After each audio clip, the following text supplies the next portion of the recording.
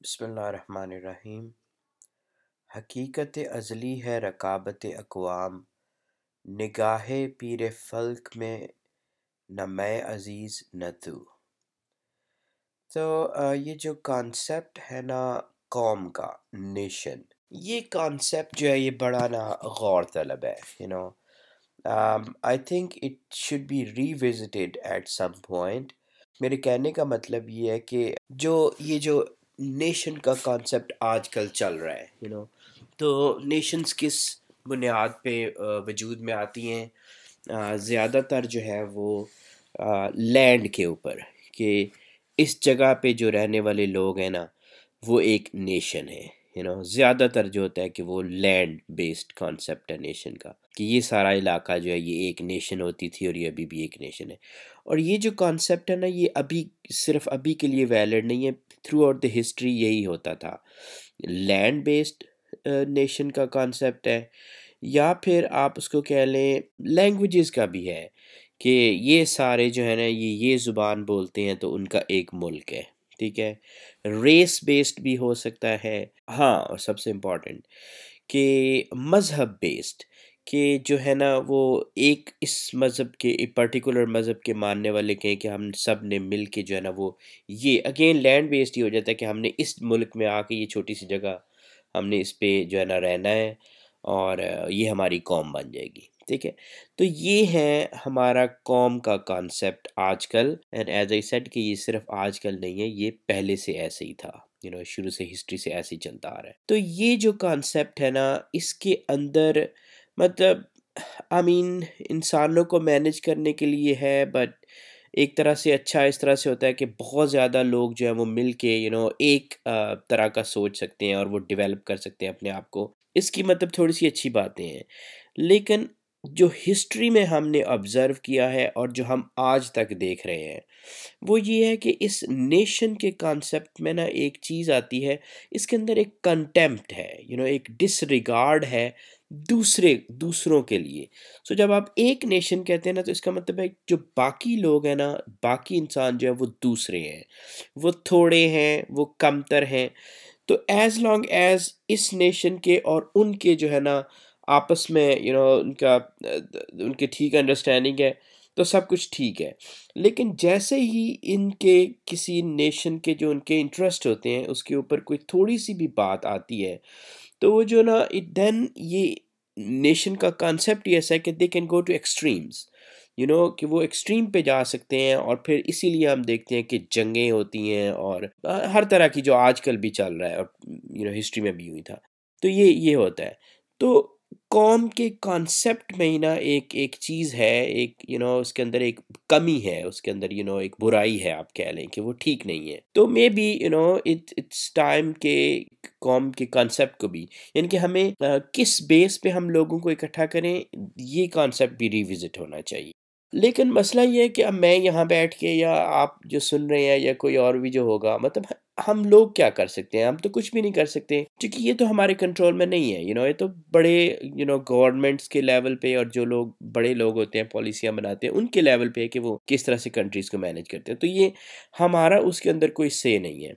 तो यही वजह है कि जब हम अपने आप को हमारी कोई से नहीं है तो फिर इंडिविजुअल्स जो है ना वो परेशान होते हैं। जब आप दुनिया के हालात देखते हैं कि क्या चल रहा है, कितने मतलब ठीक डायरेक्शन में नहीं जा रही। दुनिया में मसाइल हैं और उन मसाइल को कोई हल करने वाला नहीं है। किसी के अंदर इतनी वो है ही नहीं है, चूँकि हर कोई अपना-अपना सोच रहा है। तो ओवरऑल ह्यूमैनिटी के बारे में, इंसानियत के बारे में किसी को मतलब परवाह नहीं है। तो फिर एक इंसान जो है, एक जो दिल होता है बेचारा, वो परेशान होता है, वो उदास होता है कि क्यों यार, अब व्हाई ऑल दिस?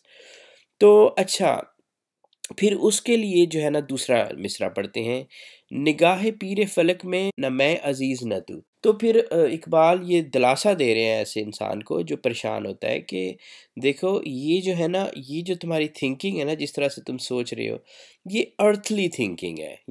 ज़मीन के अंदर रह के ऐसे सोच रहे हो। लेकिन तुमने ये खुद नोट किया होगा कभी कि जब आप एक मुश्किल में फंस जाते हैं ना, किसी मुश्किल सूरत हाल में हैं, तो आपको समझ नहीं आ रहा होता कि इससे निकलें कैसे।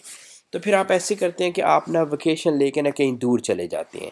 आप उस सूरत हाल से बाहर निकल जाओ, कहीं दूर चले जाओ, तो फिर वहाँ जाके जब आप सोचते हैं तो आपको ख़्याल आता है कि ओह इसका ये मतलब था, इसको मुझे ऐसे हल करना था। तो यानी कि आप जब उस जगह से निकल के कहीं ऊपर जाके, कहीं और जाके सोचते हो ना, तो वो फिर आपको समझ आती है। तो ये इकबाल कह रहे हैं कि जो जो ऊपर का जो हमारे ऊपर है ना, जो अल्लाह ताला की ज़ात को ही कह रहे हैं, जो कि ऊपर से हमें देख रहे हैं, कह रहे हैं कि उनके नज़दीक उन ये हमारे प्रॉब्लम्स हैं, ये हमारे सोच के प्रॉब्लम्स हैं। उनके नज़दीक जो है ना, वो कोई भी ऐसा नहीं है कि जो सुपीरियर हो या इन्फीरियर हो, ठीक है? तो फिर अब ये और भी कॉन्सेप्ट बड़े गौर तलब हैं कि जब हम कहते हैं कि हम जो है वो हमारा मुल्क अज़ली मुल्क है, अज़ल ता अबद रहेगा, ऐसे बड़ी-बड़ी बातें हम कैसे कर सकते हैं? या जब हम कहते हैं कि हम दूसरों को नेस्त नाबूद कर देंगे, बहिश्त कर देंगे या जो भी कर देंगे। How can you do that? मतलब तुम्हारे मुँह से ये बात कैसे निकल सकती है? चूँकि जो ये जो है ना कि एक कौन-सी कोई ऐसी कौम नहीं कह सकती कि हम जो है वो खुदा के जो है ना वो मतलब अज़ीज़ तर हैं and we will stay like this forever, ऐसा। अगर वो ऐसे कहते हैं तो वो बेवकूफ़ हैं, चूँकि उन्होंने हिस्ट्री नहीं पढ़ी फिर। तो यानी कि आप कह ही नहीं सकते, चूँकि जो अब ऊपर वाली ज़ात है ना हमारे, उसके नज़दीक हम में से कोई भी वो नहीं है, कोई इंसान नहीं कह सकता कि मैं अपने मज़हब की बुनियाद पे मैं सबसे ऊपर हूँ जी, मैं ठीक हूँ, हमारी ये जो नेशन है ना, हम इस मज़हब को फ़ॉलो करते हैं तो हम ठीक हैं, या हम इस रंग के हैं, या हम इस ज़ुबान के बोलते हैं, या हम इतने पुराने हैं, या तो वो ये नहीं कह सकते, चूँकि अल्लाह की ज़ात के नज़दीक ये क्राइटेरिया ही नहीं है किसी के अज़ीज़ होने का, कि जो जिनको वो अज़ीज़ रखे। अच्छा, तो यही फिर वो बात कि जब एक इंसान परेशान होता है, जब वो हालात देखता है दुनिया के, तो वो फिर उसको इकबाल कह रहे हैं कि यू नो हर हर जो चीज़ होती है ना, उसका एक वक्त होता है। Let me give you example कि इस दुनिया में जहाँ हम रह रहे हैं ना, इसमें मुख्तलिफ़ तरह के प्रोसेसेस चल रहे हैं। हम जो भी काम करते हैं ना, वो एक प्रोसेस है। बहुत से प्रोसेसेस दुनिया में चल रहे हैं और हर प्रोसेस का एक टाइम फ्रेम है। जिस तरह से मतलब आप देखें कि हम मतलब कोई चीज़ यहाँ से उठा के वहाँ रख देते हैं, तो हमें नज़र आ रही है कि मैंने यहाँ से उठाई वहाँ रख दी, ठीक है। लेकिन अब हम एक ज़मीन के ऊपर खड़े हैं और ज़मीन जो है वो बहुत ज़्यादा स्पीड के साथ सूरज के गिर्द जो है ना वो चक्कर लगा रही है, बहुत ज़्यादा। तो हमें तो नहीं महसूस हो रहा, क्योंकि हम उसके उस लेवल पे ही नहीं है। हम उस लेवल पे नहीं है, तो हम उसको देख नहीं पा रहे।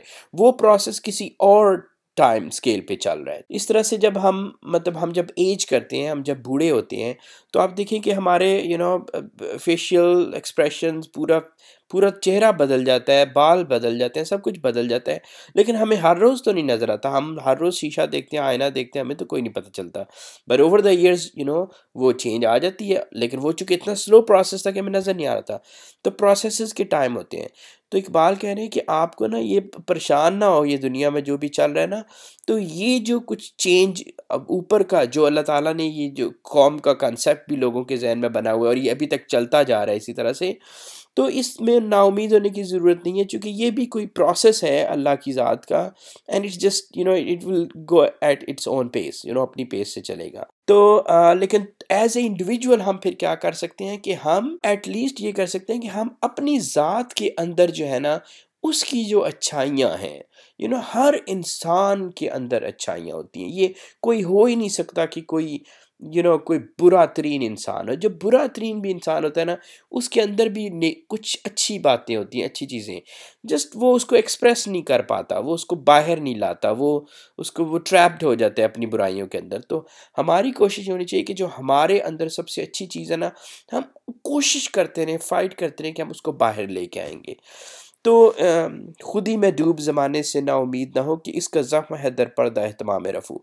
चूँकि जब हम कोशिश करेंगे ना, जब एक इंसान कोशिश करता है ना, और फिर हम सारे मिल के कोशिश करेंगे, जिनको ये बात समझ आ जाएगी, तो फिर ये होता है कि हम ही वो चेंज के कैटलिस्ट बनेंगे, हम ही चेंज लेके आएंगे, कोई और नहीं लाएगा। चूँकि ये तो हिस्ट्रीज पूरी देख लें, अभी तक किसी ने कुछ नहीं किया।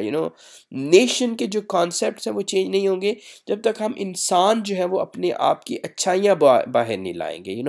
तो हमें अच्छा होना है, and then we will see कि हाउ इट प्रोसीड्स, किस तरह से जाता है। रहेगा तू ही जहाँ मैं यगाना और यकता, उतर गया जो तेरे दिल में ला शरीक लहू। तो अब इकबाल कह रहे हैं कि तुम देखो कि तुम परेशान रहते हो, कि मुसलमानों की हालत के ऊपर, कंट्री के हालात के ऊपर, अट्रॉसिटीज़ के ऊपर सारा परेशान रहते हो। लेकिन जो समझने की बात ये है, और ये सब के लिए है, कि इस पूरे निज़ाम को बनाने वाला, इस दुनिया को, इस कायनात को, इसको चलाने वाला, इसका एक रब है, इसका एक क्रिएटर है, ठीक है? और वो क्रिएटर जो है ना, वो कोई दूर नहीं बैठा हुआ जाके कि ये परे बैठ के उसने बना दिया ये डाइस, ऐसे रोल कर दिया कि जो अब चलते रहो, जो भी होता है होता रहे।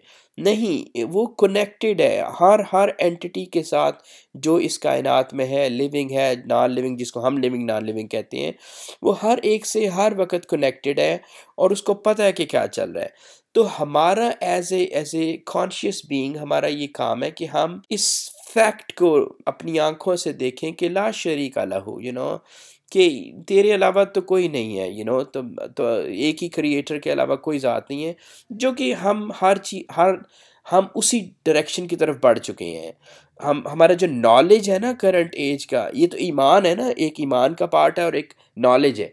हमारा नॉलेज भी वही पॉइंट कर रहा है, इसी हकीकत की तरफ इशारा कर रहा है कि आप इस पूरी कायनात में से किसी चीज़ को ले ही नहीं सकते खुदा के इक्विवेलेंट, कोई है ही नहीं है ऐसा, किसी के अंदर ऐसी चीज़ नहीं है।